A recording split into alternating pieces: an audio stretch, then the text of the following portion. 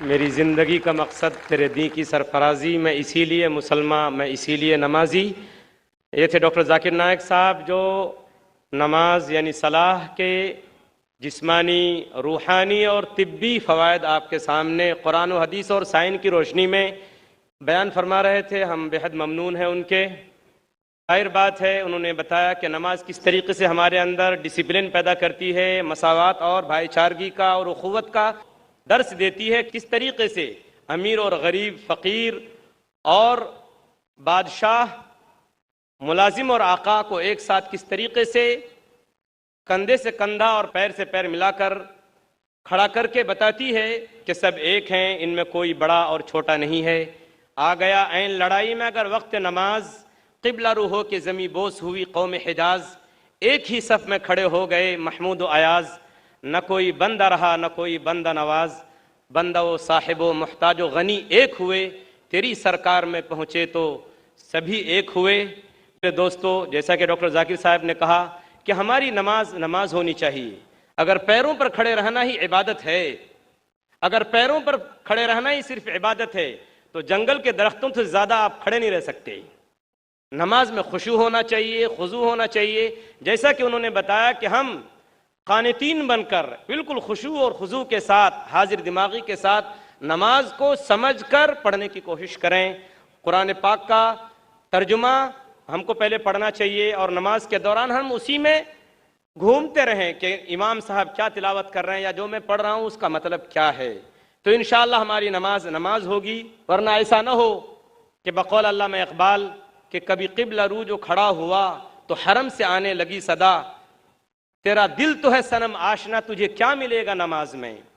और ऐसा न हो कि जब जब ज़मीन के ऊपर सजदा करें तो वो हिस्सा ज़मीन का हमारे बारे में, हमारे खिलाफ ये गवाही दे, जैसा कि फ़ारसी शायर ने शेर कहा है कि बज़मी तो सजदा करदम ज़मीन इदा बराम, कि मोरा ख़राब कर दी तू बसजदा रियाई, कि जब जब मैंने ज़मीन के ऊपर सजदा किया तो ज़मीन के उस टुकड़े से आवाज़ आई कि तुमने मुझको रियाकारी के सजदे से ख़राब, नापाक कर दिया। इसलिए मेरे दोस्तों, हमें नमाज़ों का एहतमाम करना चाहिए। नमाज किसी भी हाल में माफ़ नहीं है सिवाय चंद मौक़ों के, जैसा कि डॉक्टर साहब ने तफसील से उसके ऊपर रोशनी डाली। अब डॉक्टर साहब की तकरीर का जो दूसरा दिलचस्प और इंतहाई मुअस्सिर सेशन है, जो सवाल व जवाब का सेशन है, वो अब हम शुरू करते हैं। सवाल व जवाब को शुरू करने से पहले चंद बातों का ध्यान रखना तमाम भाइयों और बहनों के लिए ज़रूरी है। सबसे पहली बात तो ये है कि सवाल करने वाला अपना नाम और प्रोफेशन यानी जो पेशा है वो ज़रूर बताए। सवाल मुख्तसर हो, कोई लंबी चौड़ी गुफ्तगू और बातचीत न हो। सवाल ख़ास तौर पर अगर मुसलमान भाइयों और बहनों को सवाल करने का मौका मिले तो उनका सवाल उन्वान के मुताबिक होना चाहिए। जैसा कि आज की तकरीर का उन्वान है डॉक्टर साहब की, सलाह, हिदायत और रहनुमाई का रास्ता। हमारे गैर मुस्लिम भाई और हमारी गैर मुस्लिम बहनें, उनको इजाज़त होगी कि वो इस्लाम के बारे में कोई भी सवाल डॉक्टर साहब से कर सकते हैं। इसी के साथ साथ मैं गुजारिश करूँगा तमाम सवाल करने वाले भाइयों और बहनों से कि कोई फ़िक़ही सवाल न करें और इख्तिलाफ़ी सवाल न करें। अगर कोई ऐसा सवाल होगा जो इख्तिलाफ़ी हो तो उसको रद्द करने का बहैसियत कोऑर्डिनेटर के मुझे पूरा इख्तियार होगा कि मैं उस सवाल को रद्द कर दूँ और उस सवाल को करने की इजाज़त नहीं दी जाएगी। अब हम बाकायदा सवाल व जवाब का ये सेशन शुरू करते हैं। हमारे इस प्रोग्राम में 4 माइक का इंतज़ाम किया गया है। एक माइक नंबर 1 हमारे बाएं जानिब है, स्टेज के हमारे बाएं हाथ की तरफ है और भाइयों की तरफ। दूसरा बीच में हमारे भाइयों के शोबे में, माइक नंबर 3 भी भाइयों के शोबे में है और माइक नंबर 4 हमारे दाहिने हाथ पे हमारी बहनों के शोबे में है और इसी के साथ साथ माइक नंबर 5 भी हमारी ख़वातीन और हमारी बहनों के शोबे में है। अब हम बाकायदा सवाल जवाब का प्रोग्राम शुरू करते हैं। हम वॉलंटियर हजरात से गुजारिश करेंगे, दरख्वास्त करेंगे कि अगर कतार में कोई गैर मुस्लिम भाई हो तो पहले उन्हें सवाल करने का मौका दिया जाए। माइक नंबर 1 से जो भाई खड़े हैं सवाल कर सकते हैं। जी हाँ भाई।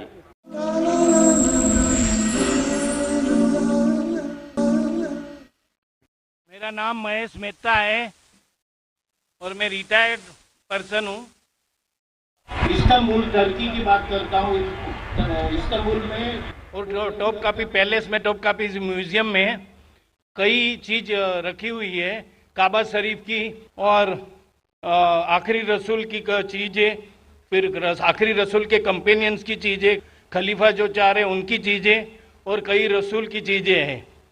तो मूसा अलैहिस्सलाम, इब्राहिम अलैहिस्सलाम, दाऊद अलैहिस्सलाम और याह्या अलैहिस्सलाम का वहाँ चीज़ रखी गई है। तो ये जो मूसा अलैहिस्सलाम की लाठी है, जो असा, और दाऊद अलैहिस्सलाम की जो स्वॉर्ड है, मतलब तलवार, तो क्या रियल है, उनके टाइम का यूज किया हुआ है? महेश भाई ने सवाल किया है कि वो तोप्टा के म्यूजियम गए थे इस्तांबुल में, टर्की में, और अल्हम्दुलिल्लाह अल्लाह ने मुझे भी मौका फरमाया। इस साल ही चंद महीने पहले फरवरी मार्च में मैं भी गया था कोप्टा की म्यूजियम में, टर्की में मुझे बुलाया गया था। महेश भाई साहब पूछ रहे कि वहाँ कई चीजें हैं अल्लाह के, मूसा अलैहिस्सलाम की, और मूसा अलैहिस्सलाम की लाठी है, क्या वो लाठी सही है? Is it original? मैंने भी वो लाठी को देखा।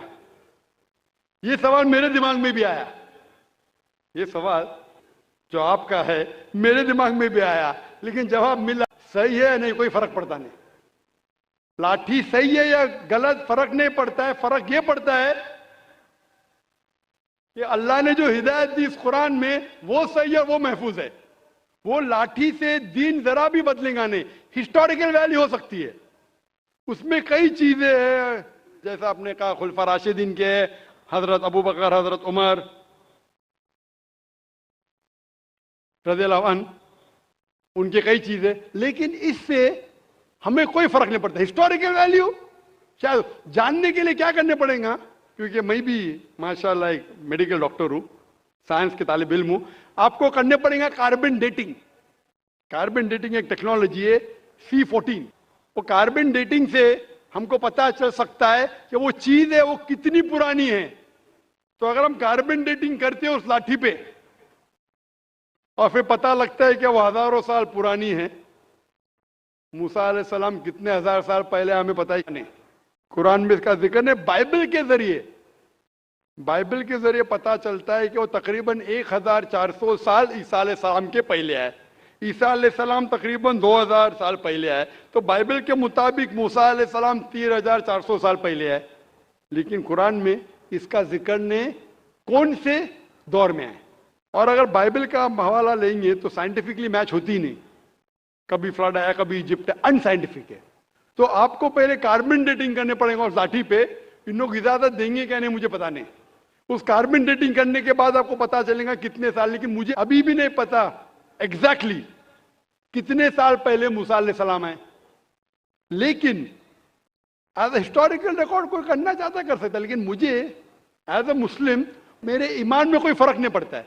मूसा अलैहिस्सलाम का जो जिक्र कुरान मजीद में वो सही है, और जो हिदायत जो मूसा अलैहिस्सलाम के जरिए में मिली, अल्लाह ताला जो देता है मूसा अलैहिस्सलाम के जरिए, वो मुझे पता है, उसके ऊपर अमल करना चाहिए। वो लाठी सही है क्या नहीं है, वो खुलफा राशिदीन की चीजें सही है क्या नहीं है, हमें कोई फर्क नहीं पड़ता है और फर्क नहीं पड़ना चाहिए।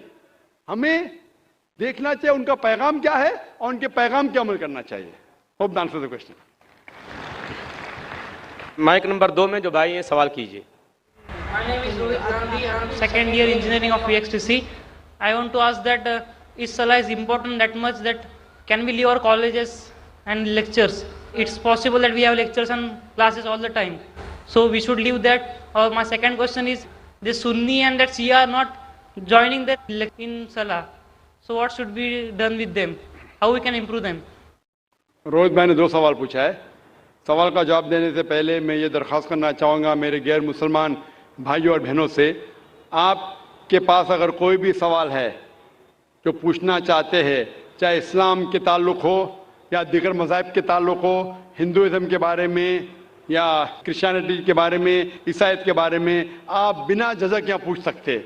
हम खुली आज़ादी देते हैं हमारे गैर मुसलमान भाइयों और बहनों को कि आप जो भी सवाल पूछना चाहते हैं इस्लाम के मुताल्लिक, ये आपका सुनहरी मौका है। ऐसा मौका हमेशा नहीं आता। अक्सर मजहबी लेक्चर तकरीर के बाद खुला सेशन नहीं होता है जहां आप कोई भी सवाल पूछ सकते, चाहे इस्लाम के बारे में हो, हिंदुइज्म के बारे में हो, क्रिश्चियनिटी के बारे में हो, जुडाइज्म के बारे में हो। आप अगर मेरे बात से मुत्तफिक नहीं है फिर भी आप बोल सकते कि जाकिर मैं इस बात से मुत्तफिक नहीं हूं, और आप पूछ सकते। कोशिश करूंगा कि जो भी थोड़ा बहुत इल्म मुझे है मैं कोशिश करूंगा आपकी गलतफहमी दूर करूं। भाई ने सवाल पूछा कि हमारे कॉलेज में लेक्चर्स होते हैं और क्या हम सलाह पढ़ने के लिए लेक्चर को तर्क कर सकते हैं, लेक्चर को छोड़ सकते हैं। और रोहित भाई ने कहा कि वो सेकेंड ईयर इंजीनियरिंग में है। मैं आपसे कहना चाहता हूं कि 20 साल पहले मैं भी कॉलेज में था, 20 साल पहले मैं भी कॉलेज में था, मैं भी इस दौर से गुजरा। अल्हम्दुलिल्लाह सुम्मा अल्हम्दुलिल्लाह, कॉलेज में अल्हम्दुलिल्लाह नमाज में पढ़ता था। कॉलेज में जब आप जाते हैं ब्रेक होती है, और कॉलेज का टाइमिंग क्या होता है, इधर 7 से 1 तक होता है, या हो सकता है 8 से लेकर 4 तक के, जो भी टाइम में लंच ब्रेक तो मिलता है। जब आपको लंच ब्रेक मिलता है उस ब्रेक में आप लंच के साथ नमाज भी पढ़ सकते, सलाह भी पढ़ सकते। हो सकता है कि कॉलेज के ऐसे टाइमिंग हो कि आप अगर मस्जिद नजदीक है तो मस्जिद में जाइए, मस्जिद नजदीक नहीं है तो उस कॉलेज में अगर कुछ मुसलमान भाई है उनसे भी कहिए और जमात बना सकते। लेकिन सलाह छोड़ने की इजाजत आपको नहीं है, ये पढ़ना फर्ज है। और बेशक विदाउट एनी प्रॉब्लम आप पढ़ सकते हैं। आप जाके बॉयज कॉमन रूम में पढ़ सकते, गर्ल्स कॉमन रूम में पढ़ सकते। सलाह छोड़ने की इजाजत नहीं है। मस्जिद करीब है तो मस्जिद में जाइए, सलाह छोड़ने की इजाजत नहीं है। आप कह रहे थे कि कोई सुन्नी हजरात है, कोई शिया हजरात है जो पैर से पैर नहीं मिलाते। कुरान मस्जिद में सुन्नी शिया नहीं है, मुस्लिम है। मुस्लिम उसे कहते हैं जो अपनी जिंदगी अल्लाह के हुक्म और फरमान के मुताबिक बसर करता है। जो इंसान अपनी जिंदगी अल्लाह के बताए हुए रास्ते पे चलता है उसे कहते हैं मुस्लिम। तो जो आदमी नमाज पढ़ता है, मैंने आपसे जिक्र किया, अल्लाह सुब्हाना अल्लाह कम से कम 12 जगह कहते हैं कुरान मजीद में अतिउल्लाह और अतिउर रसूल, ओबे अल्लाह एंड ओबे द मैसेंजर। सूरह निसा सूरह नंबर 4 आयत नंबर 59 और 12 जगह का जिक्र मैंने किया। हमें अल्लाह और अल्लाह के रसूल की इताअत करना चाहिए। और अल्लाह के रसूल फरमाते हैं कि आप उस तरह नमाज पढ़ो जिस तरह आप मुझे नमाज पढ़ते हुए देखते हैं। यह हदीस है बुखारी की किताब आदान की चैप्टर नंबर 18 हदीस नंबर 604। और फिर से दोहराया गया सही बुखारी में जिल्द नंबर 9 हदीस नंबर 352 352। और अल्लाह के रसूल फरमाते हैं कि नमाज के वक्त, सही बुखारी में जिल्द नंबर 1 किताब आदान चैप्टर 75 हदीस नंबर 692, कि जब आप नमाज पढ़ते हैं, हजरत अनस फरमाते कि हम साहबा के कंधे मिलते थे दूसरे साहबा के कंधे से, हमारे पैर मिलते थे हमारे साहबा के पैर से। अल्लाह के रसूल फरमाते सुनन अबू दाऊद में सही हदीस है जिल्द नंबर 1 किताब सलाह चैप्टर 245 और हदीस नंबर 666, अल्लाह के रसूल फरमाते कि बीच में जगह मत छोड़ो, जगह को कम करो और शैतान को बीच में मत आने दो। उसका मतलब हमें कंधे से कंधा मिलाना चाहिए।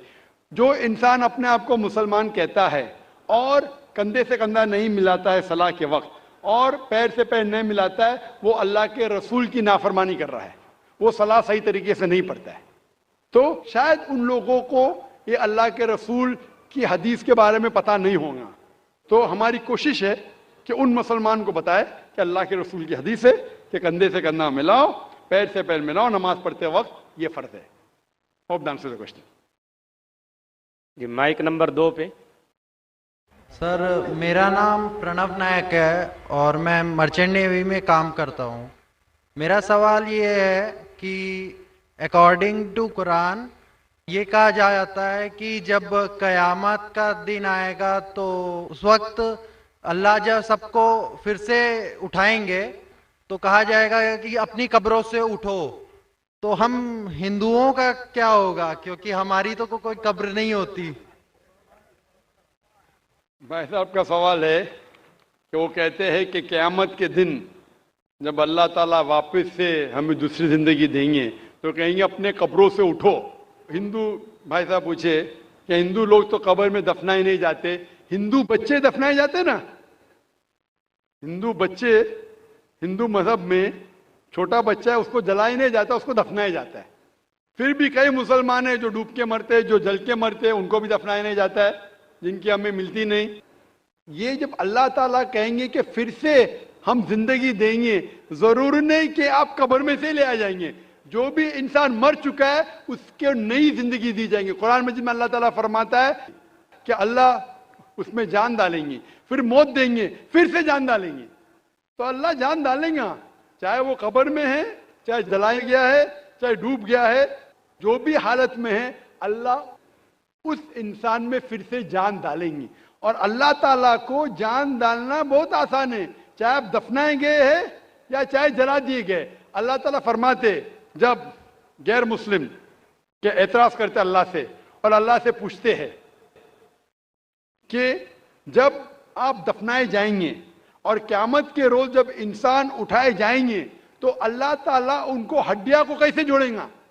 जैसे आप पूछ रहे ना, अल्लाह ताला जो कब्र में उनको उठाएंगे, हम कब्र तो नहीं गए, तो लोग पूछते हैं, कुरान मजीद में इसका जिक्र है सूरह क़याम में, सूरा नंबर 75 आयत नंबर 3-4 में, कि अल्लाह ताला हड्डियां को कैसे जोड़ेगा। तो अल्लाह ताला फरमाते अल्लाह हड्डियां को ही नहीं जोड़ सकता है, आपके उंगलियों के पोर पोर को जोड़ सकता है। उंगलियों के पोर पोर। आप सोचते हो अल्लाह ताला क्यों कहता है क्या उंगलियों के पोर पोर को जोड़ सकता है। आज की साइंस ये कहती है, सर फ्रांसिस गोल्डन एक साइंटिस्ट है जो सन 1880 में एक डिस्कवरी किए कि फिंगरप्रिंटिंग मेथड के दो इंसान करोड़ों लोगों में भी उनके फिंगरप्रिंट यकसा नहीं हो सकते।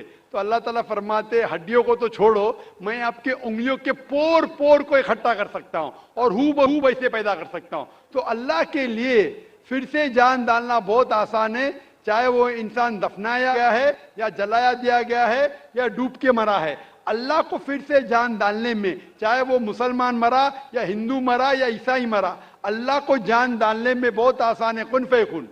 और फिर से हमें नई जिंदगी दी जाएंगी और फिर हिसाब किताब किया जाएगा। और हिसाब किताब में अगर आप अल्लाह के अहकामात पे अमल किए तो इंशाअल्लाह आप जन्नत में जाएंगे, इस दुनिया के इम्तिहान में सफलता पाएंगे। लेकिन अगर उनके अहकामात पे आपने नहीं चले, उनके मुताबिक नई जिंदगी बसर करे, तो आप इस जिंदगी में सफलता नहीं पाएंगे। Hope the answer the question. Number 3 से मैं कोई गैर मुस्लिम भाई हूँ। बैक्सन जॉर्ज और मैं स्टूडेंट है। सर एक्चुअली ये रिलीजन होना ही नहीं चाहिए मेरे ख्याल से। तो यहाँ तो बहुत सारा वॉर होता है, आपने बोला ब्रदरहुड होता है, तो एक्चुअली ये रिलीजन नहीं रहेगा तो ये ब्रदरहुड डेफिनेटली रहेगा, ह्यूमैनिटी रहेगा, नहीं तो वॉर भी नहीं रहेगा। तो रिलीजन होना ही नहीं चाहिए कॉन्सेप्ट। रिलीजन क्यों होता है, क्या आप हेल्प करेंगे उसके लिए? भाई साहब का सवाल है कि रिलीजन होना ही नहीं चाहिए, ये मजहब होना ही नहीं चाहिए। ये मजहब की वजह से वॉर होता है, झगड़ा होता है। आप कहते भाईचारा बढ़ता है, वॉर होता है, सिर्फ ह्यूमैनिटी होना चाहिए। भाई साहब नाम के बैक्सन जॉर्ज। कौन से माइक्रोफोन पे हाथ ऊपर करेंगे? जॉर्ज बोलिए सर। पीछे वाले माइक्रोफोन। जॉर्ज भाई साहब से पूछूंगा, ये कहते कि मजहब होने की वजह से लड़ाई हो रही। भाई साहब क्या मैं आपसे लड़ रहा हूं? भाई साहब नहीं क्या मैं आपसे झगड़ रहा हूं? हाँ क्या नहीं? नहीं सर। आप समझते मैं मजहबी हूं? हाँ सर। हूं ना? तो मैं क्या आपसे लड़ रहा हूं? जो सही मजहब को जानता है, सच्चा मुसलमान है, वो आम तौर पे झगड़ा नहीं करेगा।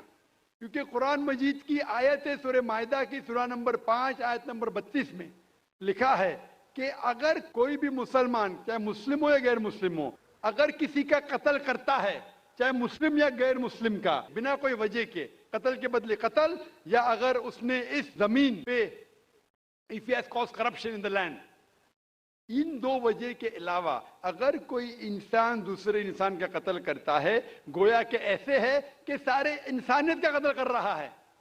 मैं आपको एक मिसाल दूंगा।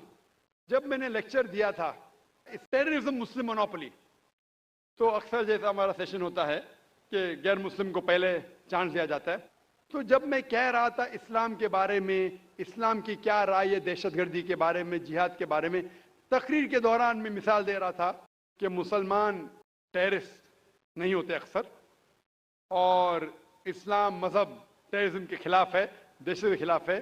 सवाल जवाब के मौके पे एक हिंदू ने मुझसे सवाल पूछा कि जाकिर भाई, जो गुजरात में हुआ, जो मुसलमानों के साथ जो गलत हुआ, जो मुसलमान औरत के साथ बलात्कार हुआ, अगर मैं होता तो मैं भी हिंदुओं को यहाँ चुन चुन के मारता था। तो जो मुसलमान हिंदू को अगर ट्रेन ब्लास्ट में कोई हिंदू मरा और मुसलमान ने किया तो मेरे नजदीक सही है। ये हिंदू मुझसे कह रहा है कि मेरा जज्बा भी, अगर कोई मेरी बहन का बलात्कार करे तो मेरा जज्बा भी जागेगा और मैं बंबई में हिंदू का कत्ल करूंगा।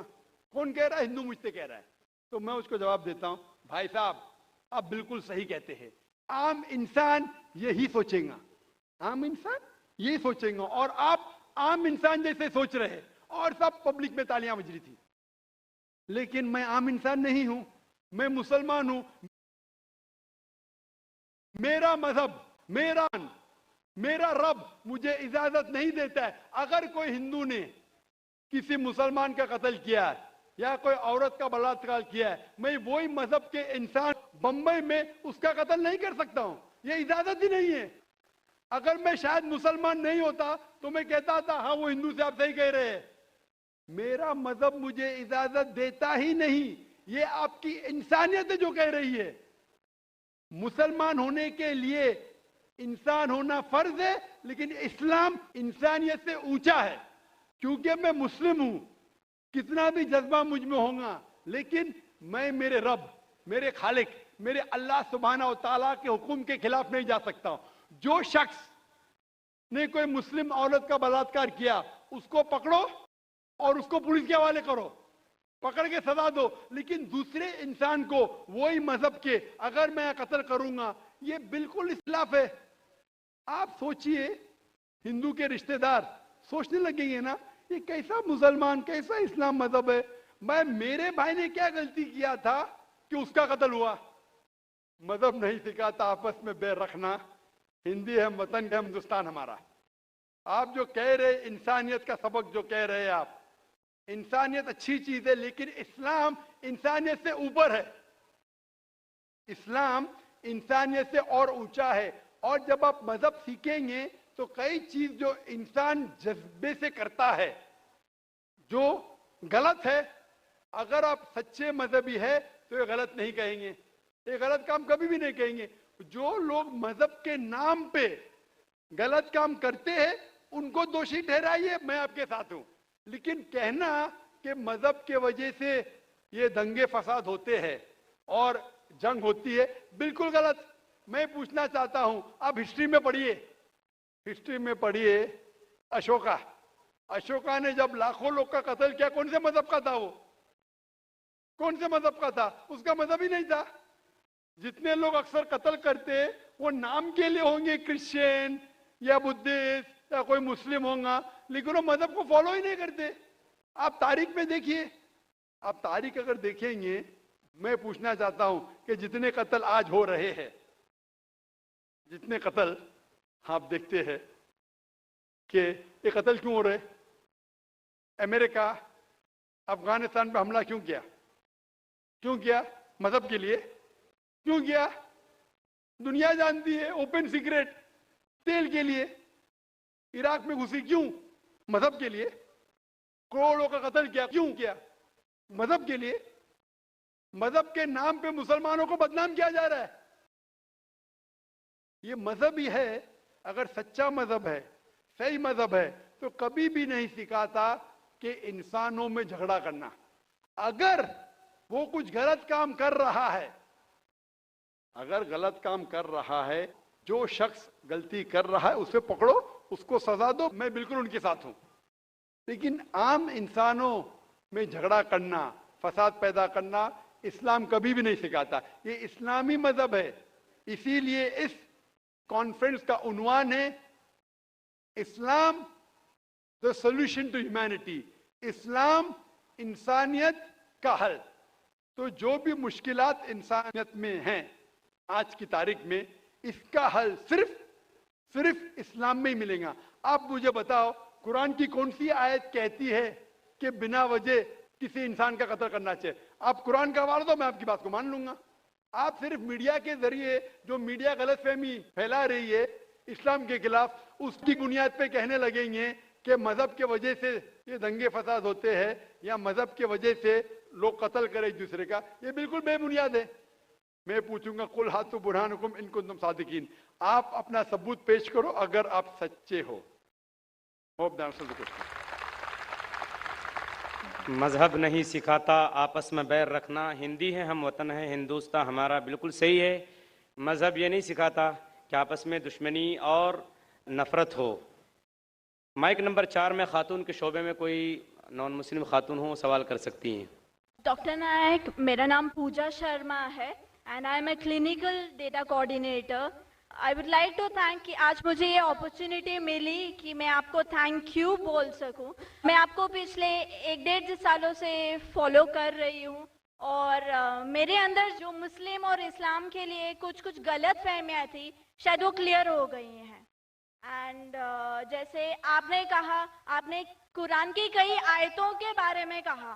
मैं सोचती हूँ क्योंकि गीता हो, कुरान हो, बाइबल हो, कोई भी हो, सब में एक ही बात कॉमन लिखी है कि आप अपने फर्ज करते जाओ, झूठ मत बोलो, किसी की अनजान हत्या मत करो। और जो जैसे कि एक बंदे ने बोला कि रिलीजन की वजह से इतने दंगे फसाद हो रहे हैं, मुझे नहीं लगता कि इस वजह से, even I agree with you doctor Zakir Naik, because मैं जहाँ तक जानती हूँ, मैंने थोड़ा बहुत पढ़ा है, इस्लाम में नहीं लिखा जो हम बोलते हैं ना कि टेररिस्ट आधा से ज्यादा मुस्लिम होते हैं, नहीं, ऐसा नहीं है। इस्लाम में लिखा है कि जब आप किसी की बेवजह हत्या करते हो कि तो आप शायद मुस्लिम नहीं हो। ये इस्लाम में नहीं लिखा है कि आप किसी की हत्या करो बीइंग अ मुस्लिम, आप किसी की हत्या करो या बीइंग अ हिंदू किसी की आप हत्या करो। तो I would like to thank you doctor Zakir Naik की बहुत सारी कंफ्यूजन्स थी जो काफ़ी दूर हो गई हैं। Thank you. जज़ाकल्लाह। बहन ने कहा कि वो तकरीबन 1.5 साल से मैं तकरीर सुन रही है और उन्हें यकीन हो गया है कि अल्हम्दुलिल्लाह इस्लाम एक सही मज़हब है और नफ़रत नहीं सिखाता, किसी का बिना वजह कत्ल नहीं करना सिखाता है। और इंशाअल्लाह मैं दुआ करूँगा अल्लाह सुब्हानहू तआला से बहन कि आप इंशाअल्लाह कुरान मजीद का तर्जुमा पढ़िए, ये इंशाअल्लाह आपको आपके रब के और करीब ले आएगा इंशाअल्लाह। और मैं दुआ करता हूँ कि अल्लाह ताला आपको हिदायत दे। और इस कुरान मजीद का तर्जुमा मैं दरख्वास्त करूँगा मेरी अहलिया से, अगर वो लेडीज़ के सेक्शन में हैं तो इस बहन को कुरान मजीद का तर्जुमा दे, अंग्रेज़ी में या हिंदी में जो भी ज़बान वो चाहती है। और मैं दुआ करूँगा इंशाअल्लाह कि आप कुरान मजीद का तर्जुमा पढ़िए, इंशाअल्लाह और हिदायत पाएंगे। जज़ाकल्लाह। Thank you.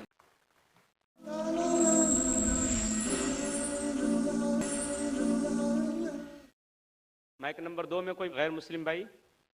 जी हाँ। मेरा नाम आनंद करवाड़ा है, मैं बाई प्रोफेशन सीए हूँ। मैं डॉक्टर जाकिर साहब को दुबई से जानता हूँ। वहाँ पे मेरा एक मुस्लिम फ्रेंड था, उसने आपके बारे में मुझे बताया था। मैं आपका शुक्रिया अदा करना चाहता हूँ कि आपने इस्लाम के बारे में बहुत सारी भ्रांतियों को दूर किया है। मेरी मुसलमानों के बारे में जो अच्छी बातें हैं वो ये हैं कि मुसलमान लोग ज़्यादातर झूठ नहीं बोलते हैं, किसी को धोखा नहीं देते हैं, दूसरे का पैसा भी नहीं खाते हैं। लेकिन मुझे एक बात मुसलमानों से कहनी है कि वो लोग गाय का मांस क्यों खाते हैं। आनंद भाई ने सवाल किया, वो कहते हैं कि वो मुझे दुबई से जानते हैं माशाल्लाह और कई सालों से मेरे तकरीर सुन रहे, और वो कहते हैं कि उनके तजुर्बे के हिसाब से वो समझते हैं कि मुसलमान अच्छे लोग हैं, सच बोलते हैं, झूठ नहीं बोलते, किसी का पैसा नहीं खाते। लेकिन एक उनको मुसलमानों के बारे में एक चीज़ जो खटकती है कि मुसलमान गाय का गोश्त क्यों खाते, वो उनका सवाल है। मैं पहले बोलना चाहता हूँ भाई साहब आनंद जी कि एक मुसलमान अच्छा मुसलमान रह सकता है 100% शाकाहारी होने के बाद भी। A Muslim can be a good Muslim even by being a pure vegetarian. शुद्ध शाकाहारी होने के बाद भी एक मुसलमान 100% अच्छा मुसलमान रह सकता है। लेकिन क्योंकि अल्लाह सुब्हाना व ताला हमारा रब, हमारा खालिक, कुरान मजीद में अल्लाह ताला फरमाते हैं, सूरह माइदा में सूरा नंबर 5 आयत नंबर 1 में अल्लाह ताला फरमाते कि आप उन 4 पायों जानवरों का गोश्त खा सकते हैं जिनकी हमने इजाजत दी है। अल्लाह ताला फरमाते सूरह नहल में सूरा नंबर 16 आयत नंबर 5 में कि आप कैटल का गोश्त खा सकते हैं। कुरान में जिक्र आता है सूरह मोमिनून में सूरा नंबर 23 आयत नंबर 21 में कि आप कैटल में से आपको मिलता है दूध, उनमें से मिलती है आपको गर्मी और आप इनका गोश्त खा सकते हैं। तो जब अल्लाह सुब्हाना व तआला हमारा खालिक, हमारा मालिक कहता है कि आप गोश्त खा सकते, तो क्यों हमें नहीं खाना चाहिए? मैं आपको कोशिश करूंगा बताने के लिए कि आज की साइंस ये कहती है कि हमारे जिस्म में हमको प्रोटीन की जरूरत है, कम से कम 23 एमिनो एसिड की जरूरत है। यही 23 में से 8 एमिनो एसिड हमारे जिस्म में नहीं बनते। उसके लिए फर्ज है कि ये हमारे खाने में हमें ये एमिनो एसिड मिलना चाहिए। कोई भी शाकाहारी, कोई भी भाजी पाला नहीं है जिसमें आटों के आटों एमिनो एसिड मौजूद है। फ्लैश में, गोश्त में आटो एमिनो एसिड मौजूद है। इसे साइंस कहती है कंप्लीट प्रोटीन, कंप्लीट फूड। आज साइंस ये कहती है कि फ्लैश फूड में, गोश्त में प्रोटीन है, नियासिन है, विटामिन B1 है, इससे सेहत अच्छी बनती है। और आज आप देखेंगे जो जानवर जो शाकाहारी होते हैं, जो सिर्फ भाजी पाला खाते हैं, भेड़, बकरी, गाय, आप देखेंगे इन जानवरों के दांत इनके चपटे हैं, उनके पास हर्बीवोरस सेट ऑफ टीथ है। ये सिर्फ भाजी पाला खाते, गोश्त खा ही नहीं सकते। जब आप देखेंगे मांसाहारी जानवर के दांत, शेर बब्बर, चीता, उनके नोकीली दांत होते हैं। ये सिर्फ गोश्त खाते हैं, भाजी पाला खा ही नहीं सकते। जब आप अपने दांत आईने में देखेंगे तो भगवान ने, ईश्वर ने, हमारे खालिक ने हमें दोनों दांत दिया है, चपटे दांत भी दिया है और नोकीले दांत भी दिया है। अगर हमारा ईश्वर चाहता था कि हम सिर्फ भाजी पाला खाए तो ये नोकीले दांत क्यों दिया? गोश्त खाने के लिए। आज की साइंस कहती है कि जो डाइजेस्टिव सिस्टम है हर्बीवोरस एनिमल का, गाय, भेड़, बकरी के, वो सिर्फ भाजी पाला डाइजेस्ट कर सकते, गोश्त को डाइजेस्ट कर ही नहीं सकते। जो डाइजेस्टिव सिस्टम कार्निवोरस एनिमल का है, चीता, शेर बब्बर, ये सिर्फ गोश्त डाइजेस्ट कर सकते, भाजी पाला नहीं। लेकिन हम इंसानों को अल्लाह ताला ने, हमारे ईश्वर ने स्मॉल इंटेस्टाइन भी दिया है, बिग इंटेस्टाइन भी दिया है। हम भाजी पाला भी डाइजेस्ट कर सकते, गोश्त भी डाइजेस्ट कर सकते। अगर हमारा ईश्वर चाहता था कि हम सिर्फ भाजी पाला खाए तो हमें ये डाइजेस्टिव सिस्टम क्यों दिया जो गोश्त को भी डाइजेस्ट कर सकता है? तो साइंटिफिकली हमारा जिस्म हमारे ईश्वर ने ऐसा बनाया है कि हम भाजी पाला भी खा सकते हैं, गोश्त भी खा सकते हैं। और बहुत लोगों को गलत फहमी है कि हिंदू मजहब में गोश्त खाने की ममानियत है। भाई आप हिंदू है ना? आपके नाम से लगता है आप हिंदू है। हिंदू है ना सर? जी हिंदू ही है। आप हिंदू है ना? हाँ बिल्कुल सही, आपके नाम से लग रहा है आनंद आपका नाम है, आप हिंदू है। आपको गलतफहमी होंगी कि हिंदू मजहब में गोश्त खाना हराम है। आप जब हिंदू मजहबी किताब पढ़ते हैं, आपके मजहबी किताब में लिखा है कि गोश्त भी खा सकते हैं, मांस भी खा सकते हैं और बीफ भी खा सकते हैं, गाय का गोश्त भी खा सकते हैं। आप जब पढ़ेंगे मनुस्मृति चैप्टर नंबर 5 अध्याय नंबर 5 श्लोका नंबर 30 में लिखा है कि अगर खाने वाले जानवर, अगर खाने वाले मखलूक उस चीज को खाती है जो खाने वाले जानवर है, तो आप कोई गुनाह नहीं कर रहे, क्योंकि ईश्वर ने कुछ मखलूक को बनाया है खाने के लिए और कुछ मखलूक को खा जाने के लिए। Some to eat and some to be eaten. तो अगर आप खाने वाले जानवर खाते हैं तो गुनाह नहीं कर रहे। लिखा है मनुस्मृति में अध्याय नंबर 5 श्लोका नंबर 31 में कि अगर आप पूजा के लिए जानवर को कत्ल करते हैं तो कोई गुनाह नहीं करते। लिखा है मनुस्मृति में अध्याय नंबर 5 श्लोकान नंबर 39 और 40 में कि ईश्वर ने कुछ जानवर को बनाया है पूजा के लिए, सैक्रिफाइस के लिए। तो killing in sacrifice is not killing, तो कत्ल करना पूजा में कत्ल नहीं है। तो मनुस्मृति के मुताबिक आप गोश्त खा सकते हैं। फिर आप जब मुताला करेंगे महाभारत का, महाभारत में अनुशासन पर्व में अध्याय नंबर 88 में युधिष्ठिर, पांडव के 5 भाई थे, आपने युधिष्ठिर का नाम तो सुना होगा। युधिष्ठिर जो पांडव के 5 भाई थे, युधिष्ठिर पांडव में सबसे बड़ा भाई था। वो पूछता है भीष्म से कि हम यज्ञ में, पूजा में क्या खाना दे ताकि हमारे परदादा खुश होंगे। तो भीष्म कहता है अगर हम यज्ञ में, पूजा में चावल, बार्ली, सेब, भाजीपाला देंगे तो हमारे परदादा 1 महीने के लिए संतुष्ट रहेंगे। अगर हम मछली देंगे तो 2 महीने के लिए, अगर गोश्त देंगे 3 महीने के लिए, अगर खरगोश देंगे तो 4 महीने के लिए, अगर बकरी देंगे तो 5 महीने के लिए, अगर सुअर देंगे तो 6 महीने के लिए, अगर परिंदा देंगे तो 7 महीने के लिए, अगर हिरन देंगे तो 8 महीने के लिए, अगर बैल देंगे तो 11 महीने के लिए, अगर गाय देंगे तो पूरे 1 साल के लिए हमारे परदादा संतुष्ट रहेंगे। 1 साल।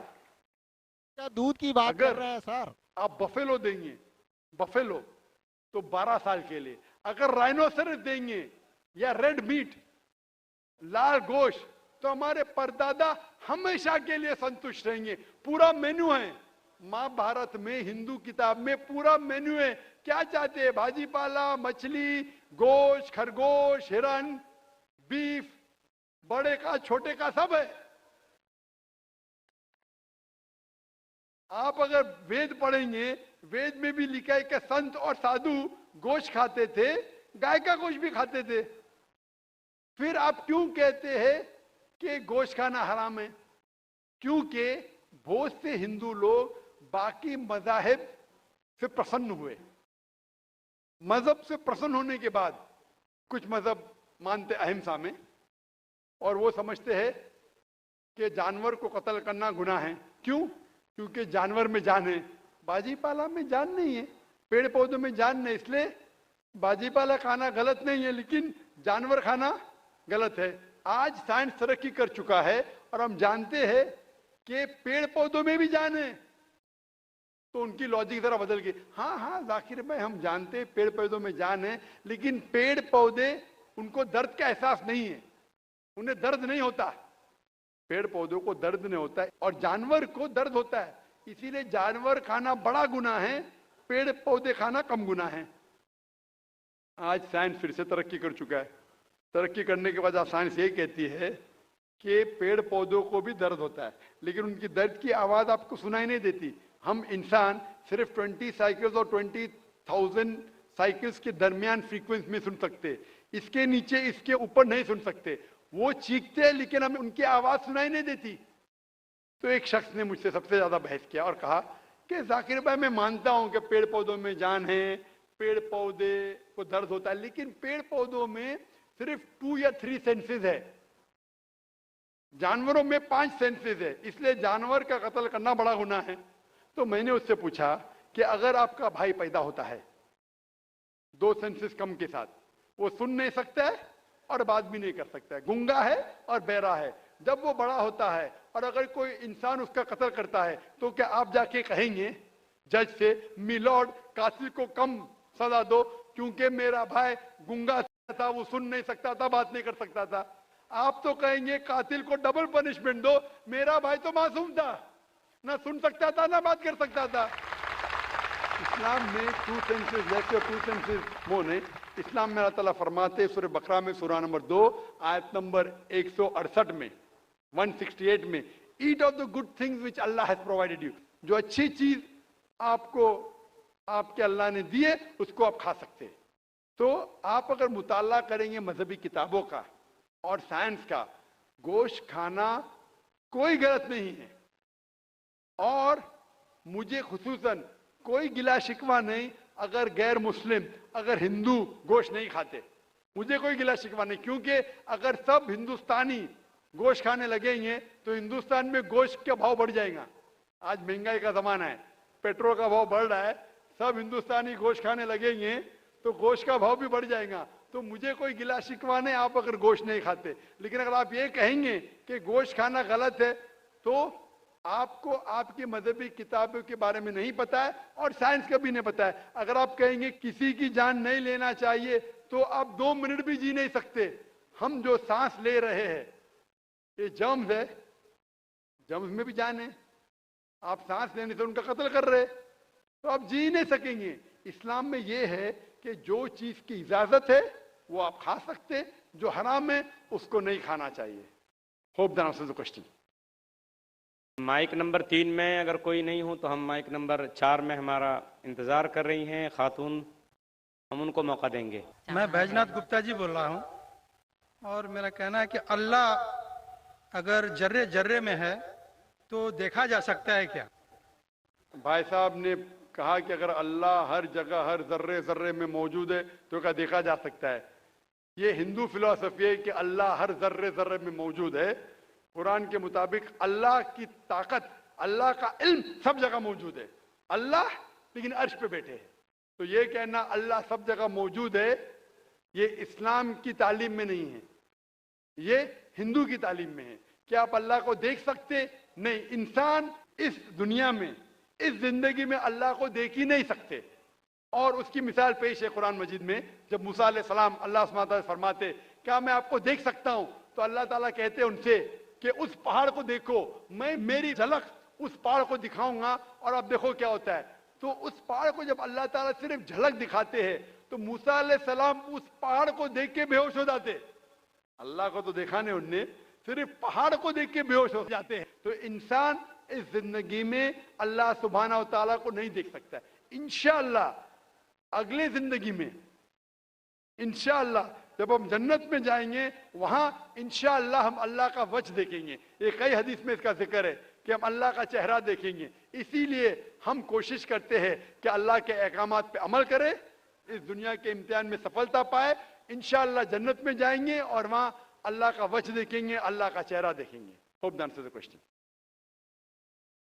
जी, माइक नंबर 4 में जो खातून है सवाल कर सकती हैं। मेरा नाम रामेश्वरी शाहू है। मेरे लड़के ने इस्लाम धर्म अपनाया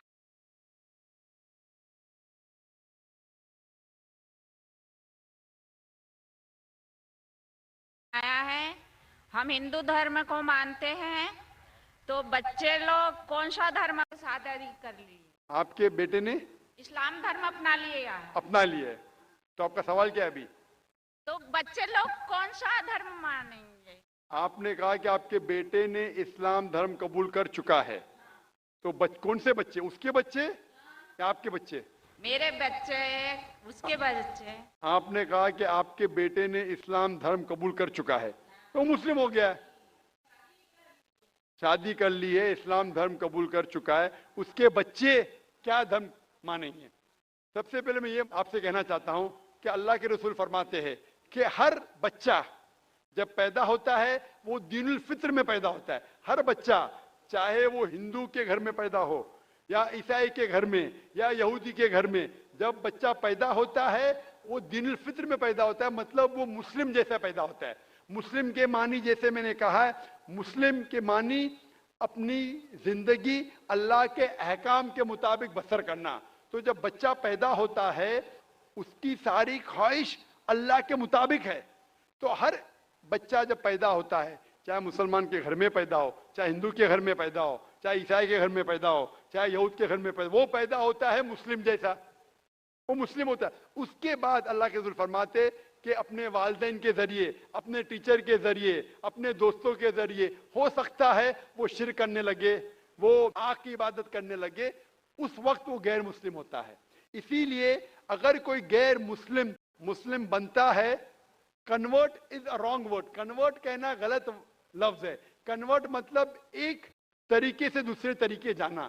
सही लफ्ज है रिवर्ट। रिवर्ट मतलब वो असल में मुसलमान था, फिर गैर मुस्लिम बना, फिर से मुसलमान बना। इस्लामिक तालीमात के मुताबिक हर इंसान जब पैदा होता है मुस्लिम पैदा होता है। आपने कहा कि आपके बेटे ने इस्लाम कबूल कर चुका है, शादी कर चुका है, बच्चा क्या है, बच्चा मुस्लिम होगा। वो अलग बात है अगर उस बच्चे पे कोई दबाव है या कोई गलत हिदायत दी जाएंगी, हो सकता है वो बुत परस्ती करने लगे, हो सकता है वो आग की इबादत करने लगे, फिर वो मुस्लिम से गैर मुस्लिम होगा। हर बच्चा जो पैदा होता है वो मुस्लिम पैदा होता है, अल्लाह के अहकामात के ऊपर अमल करता है, उसके बाद बड़े होने के बाद दूसरे के इन्फ्लुएंस की वजह से शायद वो गलत रास्ते पे जा सकता है, लेकिन हर बच्चा पैदा होता है मुस्लिम जैसा। Hope the answer the question. Mike number 5 में अगर कोई खातून हो गैर मुस्लिम तो सवाल करें, नहीं तो माइक नंबर 1 में एक गैर मुस्लिम भाई हमारा इंतजार कर रहे हैं। जी ठीक है, माइक नंबर 2 से सवाल कर लीजिए। Namaste, my name is Pratik Sriranga Barge and I am student of 11th standard and I am in Swami Vivekananda College, Chembur. First of all, I would like to say this is my first time to attend this type of event and I am glad to say मुझे sir जी का जो speech था वो बहुत अच्छा लगा और मेरे मन में इस्लाम धर्म के बारे में जो गलत फहमियाँ थी वो एक चुटकी में ख़त्म हो गई। और मेरा पहला सवाल सर जी से ये है कि भगवान और अल्लाह एक ही है, और मेरा दूसरा सवाल ये है कि अगर पहले एक सवाल का जवाब ये कर लीजिए फिर इंशाल्लाह दूसरा सवाल करें।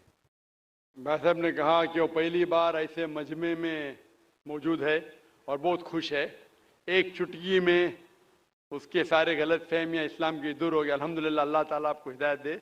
और उसका सवाल है कि क्या भगवान और अल्लाह एक ही है? इस सवाल के दो रुख हो सकते हैं, दो रुख। आप कॉमर किधर लगाते वो इंपॉर्टेंट है। अल्लाह और भगवान एक है? हाँ एक है, एक ही है, दो तो नहीं है। अगर कहेंगे कि अल्लाह और भगवान यकसा है तो सवाल दूसरा रुख ले लेता है। इसका जवाब अगर आप पूछना चाहते हैं कि अल्लाह और भगवान एक है तो बेशक एक है। अगर आप पूछना चाहते हैं जो अल्लाह और भगवान, जो हिंदू लोग जो भगवान में मानते हैं और मुसलमान जो अल्लाह में मानते हैं वो एक है, तो मेरा जवाब इसमें ये कि अगर आप सही तरीके से हिंदू धर्म की किताबों का मुताला करेंगे और सही तरीके से इस्लाम धर्म की किताब का मुताला करेंगे तो दोनों यकसा है, वही है। लेकिन अगर जो मजहब के धर्म अधिकारी है उनकी बात सुनेंगे जो किताबों के हवाले से दूर है, किताब के पैगाम से दूर है, तो हो सकता है आपको गलत राय मिलेंगी। जैसे मैंने फरमाया था मेरे तकरीर में कि कुरान में लिखा है सूरह इखलास में सूरा नंबर 112 आयत नंबर 1 में कुल हुवल्लाहु अहद, कहो कि अल्लाह एक है। उसी तरीके से आप जब हिंदू मजहब की किताब का मुताला करते हैं, आप पढ़ते हैं, उसमें लिखा है छंदोग्य उपनिषद में अध्याय number 6 section number 2 shloka number 1 में लिखा है एकम एविदित्यम, भगवान एक है, ईश्वर एक है, दूसरा नहीं है। लिखा है श्वेताश्वेतर उपनिषद में चैप्टर नंबर 6 श्लोका नंबर 9 में नाचस्य कसिज जनिता न चदीपा, उस भगवान के कोई वालिदैन नहीं है, कोई रब नहीं है। भगवान का कोई माँ नहीं है, कोई वालिद नहीं है, कोई सुपीरियर नहीं है। लिखा है श्वेताश्वेतर उपनिषद में चैप्टर नंबर 4 श्लोका नंबर 19 में नाट्यस्य प्रतिमा अस्ति, उस ईश्वर की कोई प्रतिमा नहीं।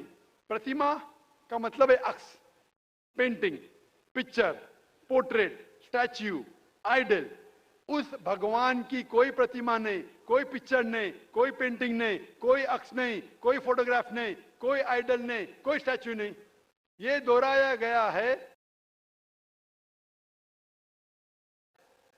यजुर्वेद में चैप्टर नंबर 32 श्लोका नंबर 3 में नाट्यस्य प्रतिमा अस्ति, उस ईश्वर का कोई अक्स नहीं, कोई प्रतिमा नहीं, कोई पिक्चर नहीं, कोई पेंटिंग नहीं, कोई फोटोग्राफ नहीं।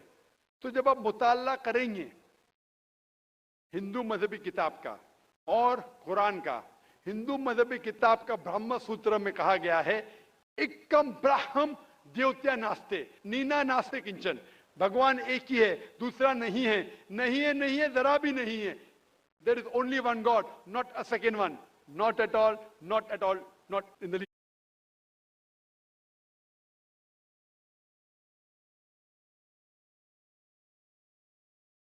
इस पे तो खालिक, मालिक, ईश्वर, भगवान, अल्लाह का कोई अक्स नहीं, कोई पेंटिंग नहीं, कोई मूर्ति नहीं, कोई फोटोग्राफ नहीं। हमें सिर्फ उस अकेले ईश्वर अल्लाह की इबादत करना चाहिए। Hope that answers the question. मैं इंतहाई अदब के साथ अपने मुसलमान भाइयों और बहनों से गुजारिश करता हूं कि देखिए, आप और हम सब मेज़बान की हैसियत रखते हैं, और जितने हमारे गैर मुस्लिम भाई आए हैं, जितनी गैर मुस्लिम बहनें आई हैं, वो हमारे लिए मेहमान की हैसियत रखते हैं। इसलिए हमारी जिम्मेदारी है अखलाकी, ईमानी, इस्लामी और इंसानी कि हम उनको मौका दें, हम अपने मेहमान की इज़्ज़त करें और उनको सवाल करने का मौका दें, पहले हमारे गैर मुस्लिम भाइयों को और हमारी गैर मुस्लिम बहनों को। मुझे उम्मीद है कि आप हमारी इस गुजारिश को कबूल करेंगे और इस पर अमल करने की कोशिश करेंगे। माइक नंबर 1 में कोई भाई खड़े हैं, आप सवाल कीजिए।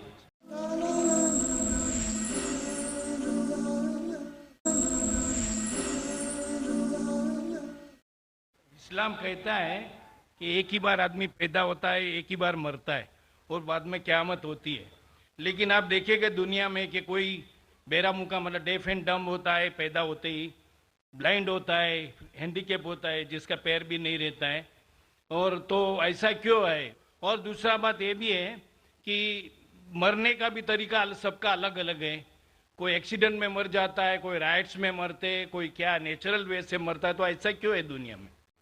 महेश भाई का सवाल है कि इस्लाम में हम इस दुनिया में एक बार आते, फिर मरते, फिर क़यामत पे फिर से उठाए जाते, इस दुनिया में एक बार आते। तो ऐसा क्यों कि कोई लोग जो पैदा होते हैं, कोई अपाहिज पैदा होते, किसकी टांग ने, किसका हाथ ने, ऐसा क्यों? कोई लाचार पैदा होते। कुरान मजीद में अल्लाह ताला फरमाते हैं कि आपके बच्चे, आपकी बीवियां, आपकी दौलत आपके लिए फितना है, आपके लिए इम्तिहान है। क्योंकि जन्नत में जाने के लिए टांग होना जरूरी नहीं है, जन्नत में जाने के लिए दौलत होना जरूरी नहीं। जन्नत में जाने के लिए ये जिंदगी हमारे लिए इम्तिहान है। अल्लाह के अहकामात के मुताबिक जिंदगी को बसर करना चाहिए।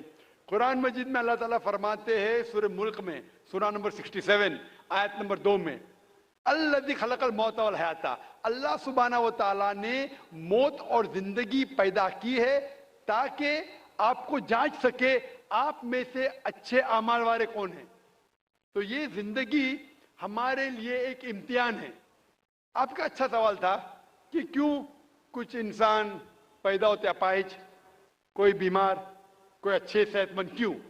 इसकी वजह है कि जब आप एग्जामिनेशन में बैठते हैं, हर साल एग्जामिनेशन पेपर बदलता है क्या नहीं?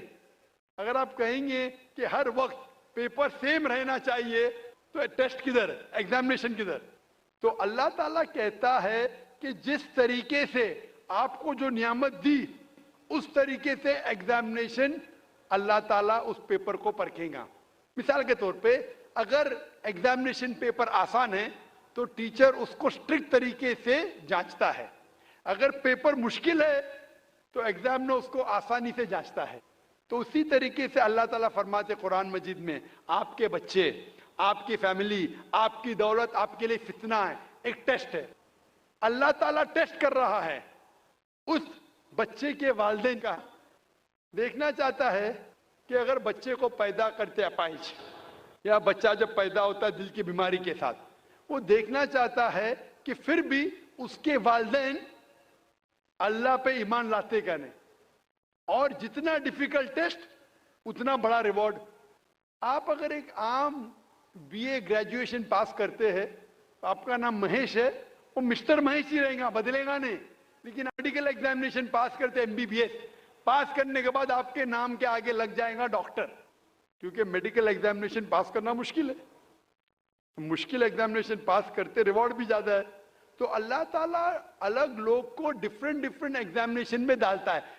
किसी को दौलत देता है, किसी को गरीब बनाता है।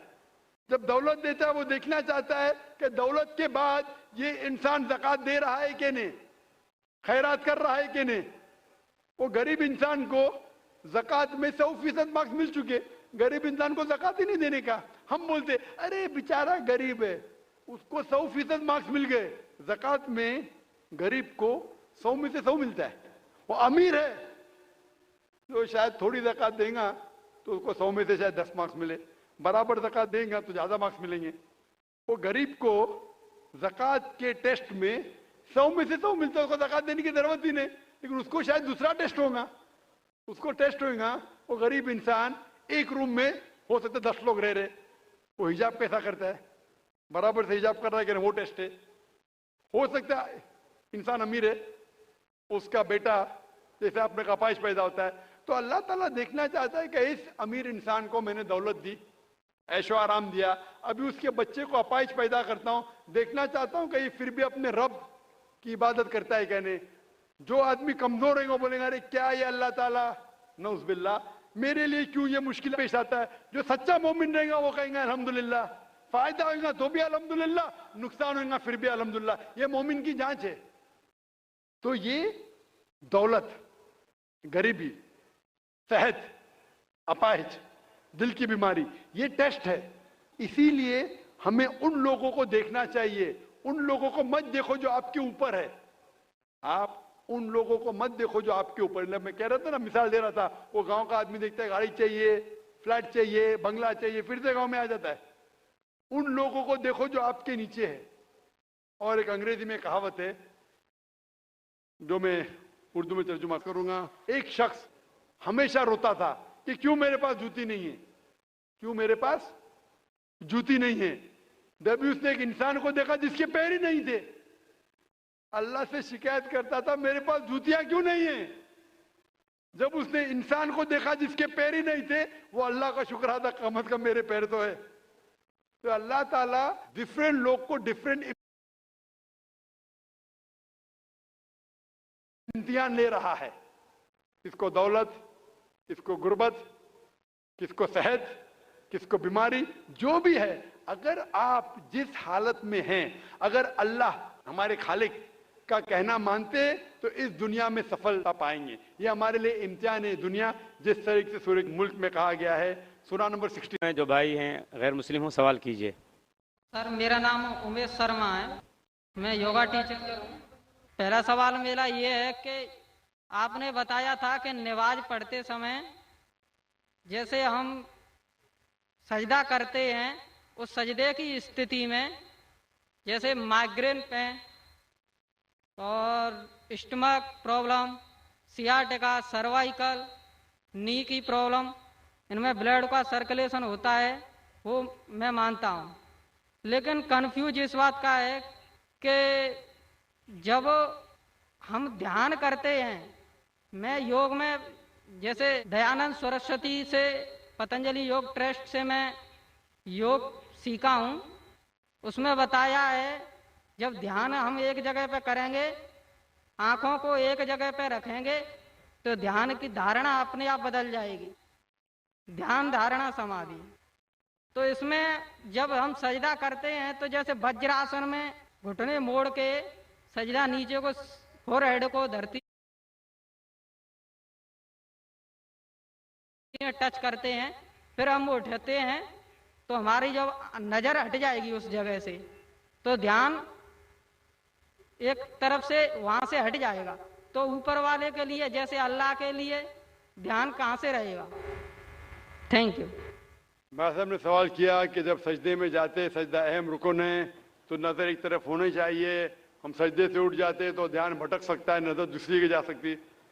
ये आप जो बोल रहे दयानंद सरस्वती के बारे में कि नजर एक जगह होना चाहिए, वो सही या गलत अलग बात है, लेकिन हमारे रसूल, हमारे पैगंबर मोहम्मद सल्लल्लाहु अलैहि वसल्लम ने कहा जब आप नमाज पढ़ते हैं आपकी नजर हमेशा आप सिजदा करते वहां होना चाहिए।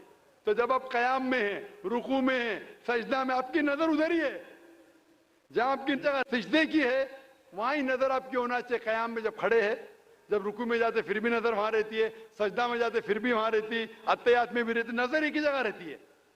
लेकिन सिर्फ नजर से काम नहीं चलता, नजर के अलावा हमारा ध्यान, हमारा जहन, जो हम अल्लाह, हमारे ईश्वर, हमारे मालिक, हमारे खालिक के पैगाम के ऊपर ध्यान दे रहे, उसके ऊपर अमल कर रहे, तो हमें हिदायत मिलेंगी। और जो ये नमाज का तरीका है, आप हिंदू मजहब की किताब में पढ़ेंगे इसमें कहा गया है षष्टांग। षष्टांग मतलब जिस्म के 8 अंगों पे। षष्टांग जो हिंदू मजहब में करते हैं, जिसे आम जबान में कहा दंड नमस्कार भी कहते हैं, लेकिन षष्टांग मतलब सही मतलब है कि 8 अंग आपके जिस्म के लगे होते हैं जमीन पे। 8, माथा, नाक, 2 हाथ, 2 घुटने और 2 पैर, 8। हमारे हदीस में आता है 7, नाक और माथे को एक लेते, 2 हाथ, 2 पैर, लेकिन हु बहु वही है। तो जो सिजदा जो अहम सलाह का रुकन है वो हिंदू मजहब में भी है। आप जब जाएंगे क्रिश्चियन बाइबल में लिखा है कि जितने पैगंबर अल्लाह के आए वो सारे पैगंबर ने सिजदा किया। आप अगर पढ़ेंगे book of Genesis chapter number 17 verse number 3 में लिखा है कि इब्राहिम अलैहिस्सलाम मुंह के बल गिरे। लिखा है बुक ऑफ नंबर्स में चैप्टर नंबर 20 वर्स नंबर 6 में क्या मूसा अलैहिस्सलाम